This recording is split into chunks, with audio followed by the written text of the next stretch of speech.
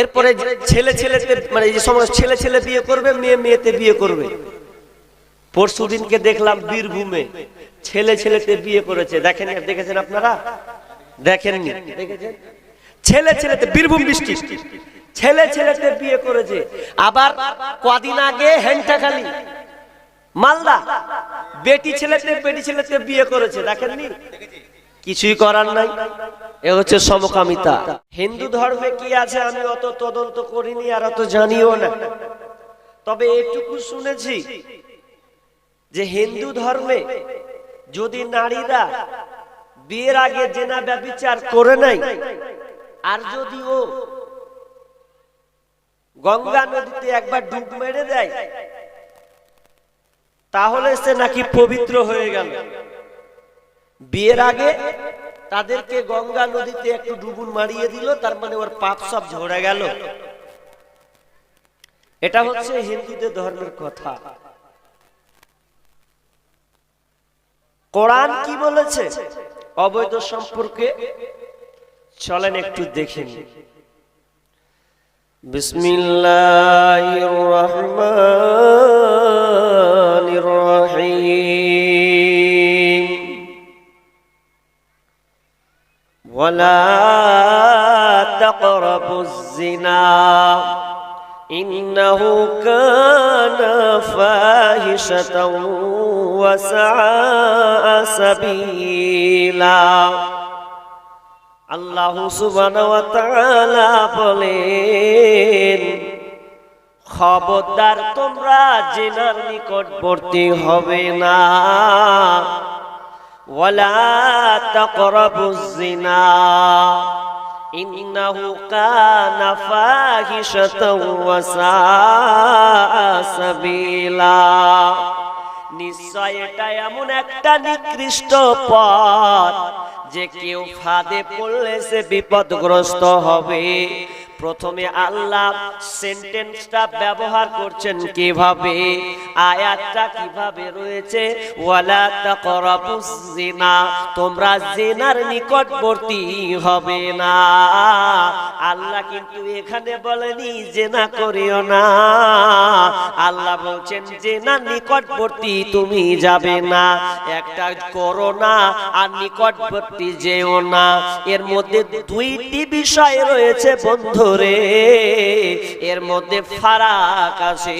ওয়ালা তাকরাবুজ জিনা, তুমি জিনার ধার কাছে যাবে না, কারণ তুমি যদি একবার জিনার দিকে ঝুঁকে দিয়ে দাও তাহলে তোমার বাঁচার কোনো পথ নাই। জিনা কত খাতারনাক জিনিস গো। বলছে ওইখানে যেও না, পাই ফেলিও না। কত খাতারনাক। জেনা কাকে বলা হয়? জেনা কোনখান থেকে শুরু হয়? প্রথম শুরু হবে চোখের দেখাতে। চোখ যখন দেখে ফেলবে তখন আপনার কিনা মুখটা শুরু করবে। মুখ যখন শুরু হবে হাতটা বাড়বে, এ করে পা আগাতে থাকবে, এ করে আপনার কিনা পুরো বডিটা ওই জেনা নিকটবর্তী চলে যাবে। যেমন একটা জাল যখন কোনো আপনার কিনা জেল অর্থাৎ যারা মাছ ধরে বেড়ায়, যখন তারা মশারি দিয়ে যখন মাছকে ধরা হয়, যখন এক চান্সে যেই জায়গায় ফেলা হয় গোল করে পড়ে ওর মধ্যে যা আসবে তা ওই মশারি জালের মধ্যে ঢুকে যাবে। ঠিক তেমনি ভাবে যদি কোনো পুরুষ কিংবা মহিলা জেনারে পুরোপুরি ঢুকে যায় তাহলে তার বের হওয়ার কোনো রাস্তা নাই। এই জন্য আমার আল্লাহ বলেন, ওয়ালা তাকরাবুজ জিনা, তোমরা জিনা নিকটবর্তী হবে না।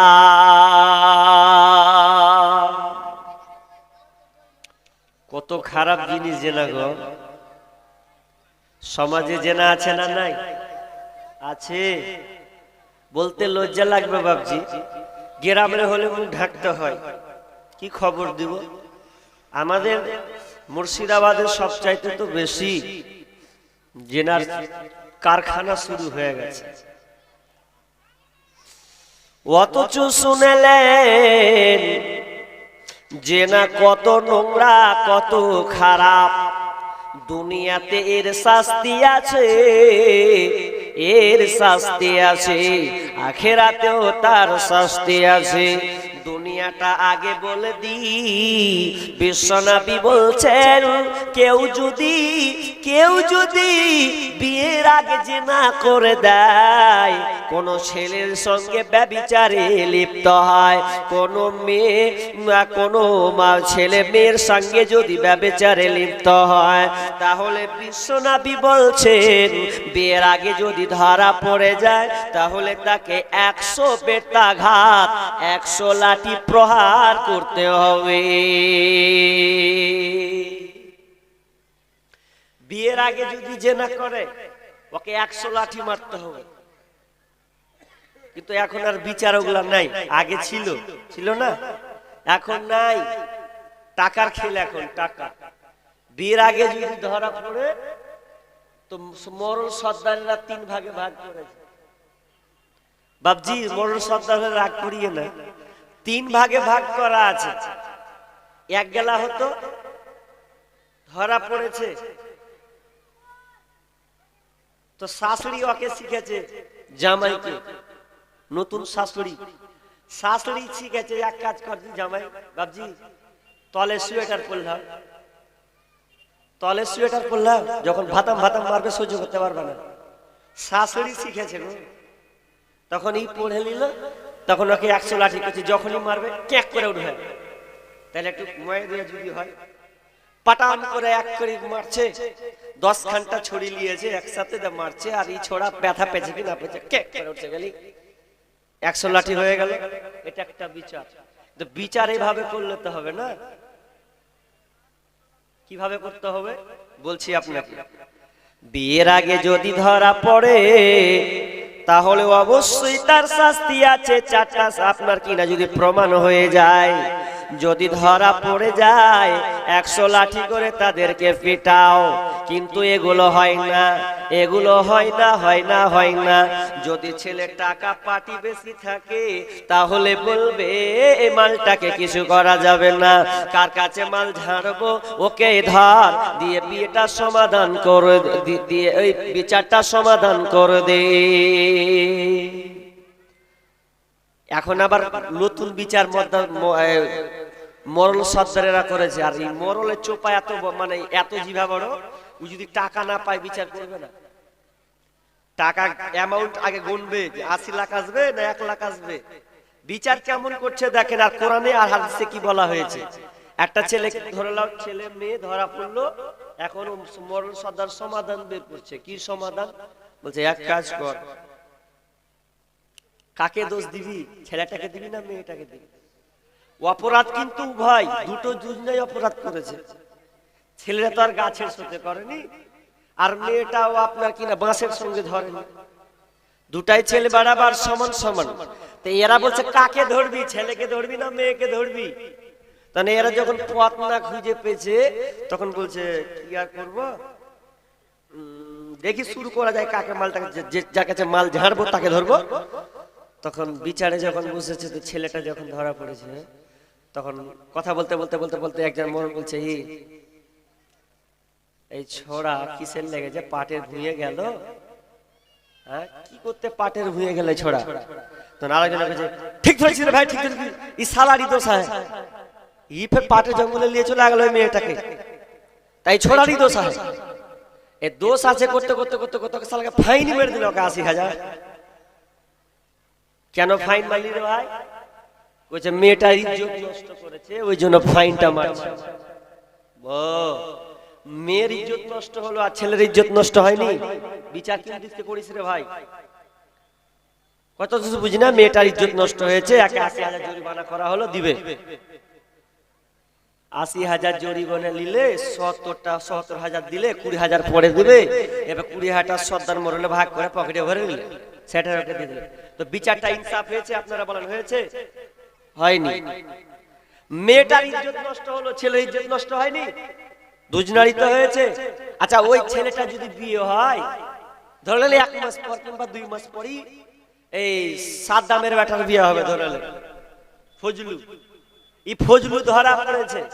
এবার ফজলুর যখন বিয়ে লাগছে তখন ধরলেন আপনাদের কোন গ্রাম গো? এটা কোন গ্রাম? আচ্ছা যাই হোক, রতুয়ার দিকে এতে তো। আচ্ছা, মুর্শিদাবাদ থেকে রতুয়া বহু মানে জামাই দেখতে এসেছি, ধরলেন আমরাই দেখতে এসেছি। এবার দেখার পর যদি আমি বলি গ্রামের লোক যদি 2টা লোক কয়ে দেখ কোন এসছো জি, না তো ওই সাদ্দামের বেটা ফজলু দেখতে এসছি ওকে। ও ছোড়া 4বার ধরা পড়েছে, অসতে বিয়ে দেবা। আচ্ছা বিয়ে হবে ওই ছেলেটা, যদি বলে যে 4বার ধরা পড়েছে 3বার, তো মনে মনে করবে এ তো বা কার বেটাকে দেখতে নুরে, এ তো ব্যাগ খাওয়া দাওয়ার আগে পালেবে কুটুম ছেড়ে। ছাড়, ইজ্জত দুটারই নষ্ট লেগেছে ভাব। তো ধরা পড়লে বিশ্বনবী বলছেন যদি ধরা পড়ে যায় তাহলে তাকে 100 বেত্রাঘাত লাগাবে। কেমন করে লাগাবে? ছেলে ধরা পড়েছে, মেয়ে ধরা পড়েছে, গোটা গ্রামকে তোমরা ডেকে নাও। ডেকে নেওয়ার পর এলান করে দাও যে উমুকের ছেলে উমুকের মেয়ে ধরা পড়েছে, এখন তাকে তার সাজা দেওয়া হবে, শাস্তি দেওয়া হবে। যখন সবাই জমা হয়ে গেল, যখনই ওই ছেলেটাকে মারা হবে রে, তখন গ্রামের লোক ছেলে মেয়ে সবাই দেখবে যে ছেলেটাকে কেন মারা হচ্ছে। এক অপরকে জিজ্ঞাসা করবে না যে হ্যাঁ কিসের লাগাইছে এই ছোড়াকে কুত্তা পিটা করে মারছে রে, তখন ওই ছোড়া আর বন্ধুকে বলবে যে ছোড়া দেখ ফজলু ছোড়া ধরা পড়েছে, কেমন করে পিটছে শালা, তুই ফের কার বেটির সঙ্গে লিঙ্ক লাগালছিস, 2 দিন পর যদি ফের তুই ধরা পড়িস তো কুত্তা পিটা করে মারবে তো গ্যারান্টি। বলছে ঠিকই কয়েছিস বে, তাহলে মোবাইল নাম্বার ডিলিট করে দেবো আমি, ফের 2 দিন পর ধরা পড়ে যায়। ও বলবে মেয়ে, কোন মেয়েটাও বান্ধবী যদি থাকে তো বান্ধবীতে গল্প করবে, টুনটুনি এ টুকটুকি এ সুন্দরী ছাড়, ওই ছেলেটার নাম্বার তোর মোবাইলে দেখেছি, 10 দিন পর যদি তুইও ধরা পড়িস তাহলে তোকে 100 লাঠি পাবলিকের সামনে মারবে, কুত্তা কুকুরের মতন করে পিটবে। তার থেকে 5 মিনিটের জিন্দেগানি দিয়ে কোনো লাভ নাই। বিশ্বনবী বলছেন যদি এই রকম করা হয় তাহলে গ্রামে জেনা ব্যভিচার কমে যাবে, থাকবে না। আর যদি বিয়ে করার পর কোনো ছেলে কিংবা মেয়ে ধরা পড়ে যায় তাহলে তার আর কোনো বাঁচার উপায় নাই, সে বাঁচতে পারে না। অন্য ব্যাপারে রয়েছে যে কেউ কাউকে কাতাল করলে, যদি কাতাল করা হয় কাতাল উপরে কাতাল হবে। যদি আমি কাউকে হত্যা করে দিই আর ওর পরিবার যদি বলে যে না হায়দারকেও হত্যা করতে হবে, তাহলে আমার কোনো বাঁচার পথ নাই। আর যদি ওর পরিবার বলে যাজ্ঞা এটা হয়ে গেছে, অ্যাক্সিডেন্ট হয়ে গেছে, তো আর ওকে মারতে হবে না, বেঁচে গেলাম। কেউ যদি ইসলাম ত্যাগ করে মুরতাদ হয়ে যায়, কোরআনকে যদি অস্বীকার করে তাহলে তাকে কাতাল করে দিতে হবে। এবার যদি ও বলে না আমার ভুল হয়েছে, আমি হিন্দু ধর্ম গ্রহণ করছি না, আমি আবার ইসলামে ফিরে এলাম, তাহলে ওই লোকটা বেঁচে যাবে। কিন্তু বন্ধুরে যদি বিয়ে করার পর কোনো ছেলে কিংবা মেয়ে, কোনো ছেলের সঙ্গে কিংবা মেয়ের সঙ্গে ব্যভিচারে লিপ্ত হয় তাহলে তার দ্বিতীয় কোনো চান্স নাই, সে আর বাঁচার কোনো পথ পাবে না, বাঁচার রাস্তা নেই বাবজি। ও বন্ধু, বউ থাকতে আবার তুমি সেলিকার সঙ্গে টাওয়ার লাগিয়েছো, সাবধান হও। যদি ফাইসালা হয়, বিচার হয়, তাহলে তোমার বাঁচার পথ নাই, এটাও তোমাকে বলে রাখছি, শুনে নাও। আচ্ছা, 2 বোনকে একসাথে বিয়ে করা যাবে? কথা বলেন না কেন? না আপনাদের গ্রামে যাবে নাকি? যাবে না, ইসলামে হারাম। কিন্তু যখন 2টা বিয়ে একসাথে করা যাবে না, তো তুমি আবার স্ত্রী থাকতে শালিকার সঙ্গে যে নেটওয়ার্ক লাগিয়েছো, এটা আবার জায়েজ আছে নাকি? যদি কেউ শালির সঙ্গে জেনা করে দেয়, অনেকে বলছেন বিবি তালাক, কলম খাতা লাগবে না, তালাক হয়ে যাবে। তাহলে তুমি কি করে সিলিকার সঙ্গে ঘুরছো আর ফুচকা খিলাচ্ছ, কি গল্প করছো তুমি? আমি বিস্তারিত বলছি না শরীর অসুস্থতার কারণে। তো কি বলছিলাম, যে বিয়ে করার পর যদি জেনা করে তার বাঁচার কোনো কায়দা নাই, পথ নাই। কেমন পথ নাই? মাইজ ইবনে মালিক তিনি একজন সাহাবী। সেই সাহাবী কোন ক্রমে একদিন সে জেনা ব্যভিচার করেছে, কেউ কিন্তু জানে না। ওই মাইজ ইবনে মালিক রাদিয়াল্লাহু তাআলা আনহু তিনি বিশ্বনবীর কাছে এসে বলছেন, ইয়া রাসূলুল্লাহ তাহিরনি, আপনি আমাকে পবিত্র করে দিন। বিষ্ণু বলছেন, ইরজি, বাড়ি ফিরে যাও, ফাস্তাগফিরুল্লাহি ওয়া আতুবু ইলাইহি, তুমি আল্লাহর কাছে তওবা ইস্তিগফার করে নাও, আল্লাহ তোমাকে মাফ করে দিতে পারে। সাহাবীর মন মানে না, কেন এত বড় ভুল করতে গেলাম, কি অপরাধ করতে গেলাম, সে নিজের মন মানে না। আবার দ্বিতীয়বার এসে বিশ্বনবীকে বলছেন, তাহিরনি ইয়া রাসূলুল্লাহ, ও দয়ার নবী গো, আমি জিনা ব্যভিচার করেছি, আপনি আমাকে পবিত্র করে দেন, আপনি আমাকে পবিত্র করে দেন। চারবার বলছেন পবিত্র করে দেন। বিশ্বনবী তিনবার ঘুরিয়ে দিয়েছেন, 4 নম্বরে এই 4 বারের বেলা এসে বলছে, ও সাহাবী রে, তোমাকে আমি কি থেকে পবিত্র করব? তো সাহাবীটা বলছে, মিনাজ জিনা, জিনা থেকে তুমি আপনি আমাকে পবিত্র করে দেন, আমি জিনা বলে দিয়েছি। তখন বিষ্ণু বলছেন, আরে সাহাবীরা, দেখো দেখো দেখো, লোকটা কি পাগলা হয়ে গেছে, লোকটা কি মাথা খারাপ হয়েছে, কি বলতে আসছে ও? সাহাবীরা বললেন, ইয়া রাসূলুল্লাহ, মাইজ ইবনে মালিকের কোনো মাথা খারাপ নয়, সে পাগল নয়। তখন বলছে, তাহলে কি ওই সাহাবীটা কি মদ পান করেছে দেখো? বলছে, না না না, ও দয়ার নবী গো, লোকটা কোনো মদ পান শরাব পান করেনি, মুখটা তার ঠিক আছে, স্বাভাবিক গতিতে আছে। দিয়ে এবার বলছে, এরে তোমরা এই মাইজ ইবনে মালিককে তোমরা নিয়ে চলে যাও মাঠের দিকে, মাঠের দিকে নিয়ে গিয়ে একে পুঁতে দাও। একে পুঁতে দেওয়ার পর গ্রামবাসী জড়ো হলো, জড়ো হওয়ার পর সবাই তাকে পাথর মারতে লাগলো। কারণ যদি জিনা করেছে, কোরআন বলছে, মুসলিম শরীফের হাদিস, বিশ্বনবী বলছেন, তাহলে তাকে রজম করে দিতে হবে, ওর আর কোনো বাঁচার কোনো পথ না,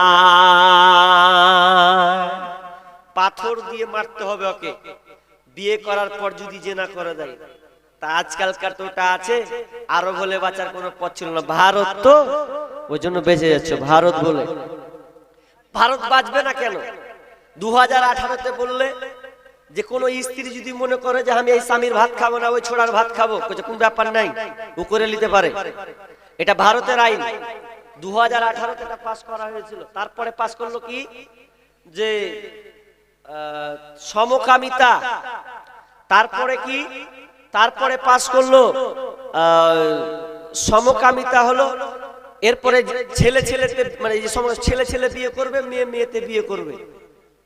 পরশুদিনকে দেখলাম বীরভূমে ছেলে ছেলেতে বিয়ে করেছে। দেখেছেন আপনারা? দেখেননি? দেখেছেন? ছেলে ছেলেতে, বীরভূম ডিস্ট্রিক্ট, ছেলে ছেলেতে বিয়ে করেছে। আবার কদিন আগে হেন্টাখালি, মালদা, বেটি ছেলেতে বিয়ে করেছে। দেখেননি? কিছুই করার নাই। এ হচ্ছে সমকামিতা, অবৈধ সম্পর্ক, রিলেশন। সরকার বৈধতা দিয়েছে, যদি বলে ছেলে ছেলেতে বিয়ে করে কোনো অসুবিধা নাই, মেয়ে মেয়েতে করবে তা নাই। কতদিন আগে পড়েছিলাম একটা সমন্তিপুরের, বিহার ডিস্ট্রিক্টের, তো এটা বলেছি অনেক জায়গাতে, এটা বললাম না। তো এই দুটা, এগুলো দিন দিন বাড়তে চলেছে। এগুলো হবে, আইন পাস হবে কিছুদিন পর। বাংলাদেশে কিছু একটা আইন পাস চলছে, এ নিয়ে শরীফার গল্প নিয়ে হেটাহেটি, মারামারি। একটা শিক্ষকের চাকরি পর্যন্ত গেছে শুধু শরীফার আসিফ মাহতাব নাম, ওই সমকামিতা বলার কারণে ওর চাকরি খেয়ে নিয়ে সরকার। কি গো, দেশ কিভাবে চলছে? অথচ বাংলাদেশ বলছে নাকি 95%, 99% নাকি বলে মুসলিম। এরপরে সমকামিতার বৈধতা লওয়ার জন্য লেনদেন চলছে। আর ভারতে তো হবেই, মোদি চাচা তো আছে, অসুবিধা নাই, ই পাস করবে সব আস্তে আস্তে আস্তে আস্তে আস্তে। কিন্তু সজাগ হতে হবে আমাদেরকে। আজকালকার বিয়ে ধরা পড়লো, সমাজ বিয়ে করার পর জেনা ব্যভিচার করলে সমাধান হয়ে যায়, এর কোনো কায়দা নাই, কারণ আইনটা মেয়েদের হাতে ঝুঁকি চলে গেছে। আমাদের মুর্শিদাবাদ ওখানে একটা মেয়ে, মানে ওর স্বামীটা বাড়তে থাকে না, বিদেশে থাকে, বুঝলেন তো? বিদেশে থাকে, তোর স্ত্রীটা এত বদমাসের বদমাস, ও দেওয়ারের সঙ্গে নেটওয়ার্ক লাগিয়ে দিয়েছে। স্বামী থাকে না, বিদেশে থাকে, দেওয়ার ছাক্কা, শরীর স্বাস্থ্য ভালো, আপনার ওর সাথে লাইন ধরিয়ে লেছে। হতে হতে হতে হতে হতে হতে সম্পর্ক তৈরি হয়ে গেছে। স্বামী তো নেই বাড়তে, কাকিলা কাজ চালাবে দেওয়ারকে লিয়ে। আপনার সম্পর্ক যখন হয়ে গেছে অনেকদিন পর জিনিসটা ধরা পড়ছে, ধরার পর যখন ধরা পড়ছে তখন আর করে শ্বশুর জানতে পেরে নিয়েছে। আর খেপির বেটি খেপি দুয়ারে বসে গেছে, চা খেয়েছে, সকাল সকাল চা ডুবেছে, আর খেয়েছে, চা খেয়েছে আর ডুবেছে। বলছে আজি বাবজি, বলছে কি হলো? বলছে তোমার ছোট বেটাকে বিয়ে, তোমার ছোট বেটার সাথে আমার বিয়ে দাও। কেমন কথা রে? মানে ওর দেওর, ওর মানে দেওরের সঙ্গে বিবাহ করবে, তো শ্বশুরকে বলছে। শ্বশুর মিটার 100 হয়ে গেছে, চার ছাটিয়ে দেবো। চার চাটিয়ে কেন দিবা? তোমার এটাও বেটা, ওটাও বেটা, এখন ওকে ভাল লাগে না, তোমার ছোট বেটাকে নিয়ে আমি সংসার করব। বিচার কায়দা। অথচ ইসলাম হলে ওকে কচু কাটা কর, মানে ওকে মেরেই ফেলতে হবে, রজম করতে পারবে। ফুলিয়া বলছে যে তোমার বড় বেটার ভাত খাবো না, ছোট বেটার ভাত খাবো। কি কইছেন কহেন? কি সামলাবেন আপনি? কি যুগ এলো রে, কঠিন যুগ।